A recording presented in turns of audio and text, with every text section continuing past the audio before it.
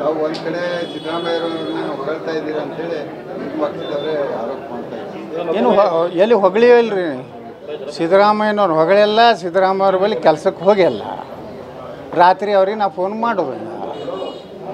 ನಾವು ಹೊಗಳ್ದಂಗೆ ಹೆಂಗಾಯ್ತು, ರಾಜೀನಾಮೆ ಕೊಡತ್ತೆ ಹೇಳೀನಿ. ನಿಮ್ಮ ಕಡೆ ಮೊದಲಿನ ಸಿದ್ದರಾಮಯ್ಯ ಎಲ್ಲ ರಾಜೀನಾಮೆ ಕೊಡತ್ತೆ ಹೇಳಿ.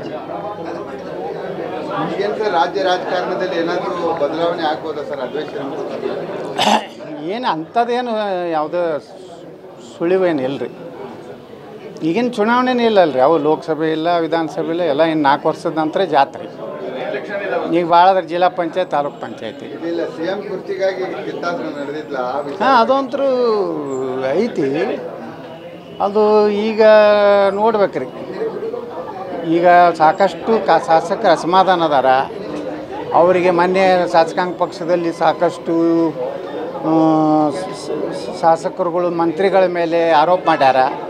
ಕೆಲವೊಂದು ಮಂತ್ರಿಗಳು ಗೌರವ ಕೊಡೋದಿಲ್ಲ, ನಮಸ್ಕಾರ ಮಾಡೋದಿಲ್ಲ, ಕೆಲಸಕ್ಕೆ ಹೋದರೆ ಮಾತಾಡ್ಸೋದಿಲ್ಲ, ಅಭಿವೃದ್ಧಿಗೆ ಹಣ ಇಲ್ಲ, ಬರೀ ಗ್ಯಾರಂಟಿ ಅಂತ ಹೇಳಿ 8 ದಿವಸ ನಾವು ಗ್ಯಾರಂಟಿ ಮ್ಯಾಗ ನಿರೀಕ್ಷೆ ಮಾಡ್ತಿದ್ವಿ. ಭಾಳ ಗ್ಯಾರಂಟಿ ಮ್ಯಾಗ ವಿಶ್ವಾಸ ಇಟ್ಟು ಲೋಕಸಭೆ ನಾವು ಇದು ಮಾಡಿದ್ವಿ. ಆದರೆ ಲೋಕಸಭೆಯಲ್ಲಿ ಜನ ಮತ್ತು ದೇಶದ ಒಂದು ವಾತಾವರಣ ನೋಡಿ ಮೋದಿಯವ್ರಿಗೆ ಆಶೀರ್ವಾದ ಮಾಡಿದ್ರು. ಇದರಿಂದ ಗ್ಯಾರಂಟಿ ಬೆನ್ನು ಹತ್ತಿಬೇಡ್ರಿ ಅಂತ ಅವರೇ ಹೇಳಕತ್ತಾರೆ ಶಾಸಕಾಂಗ ಪಕ್ಷದಲ್ಲಿ. ಅವರು ಸಾಕಷ್ಟು ಜಗಳ ಆಗ್ಯಾವು.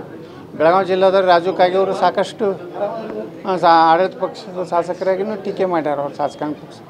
ಇದನ್ನೆಲ್ಲ ನೋಡಿದ್ರೆ ಭಾಳ ದಿವಸ ಈ ಸರ್ಕಾರ ಮತ್ತು ಭ್ರಷ್ಟಾಚಾರ ಅಂತೂ ದಿವಸಕ್ಕೆ ದಿವಸ ಒಂದೊಂದು ಹೊಡ್ತಾ ಇದೆ. ಸದಾ ಸಿದ್ದರಾಮಯ್ಯನವರೇ ಭ್ರಷ್ಟಾಚಾರದಲ್ಲಿ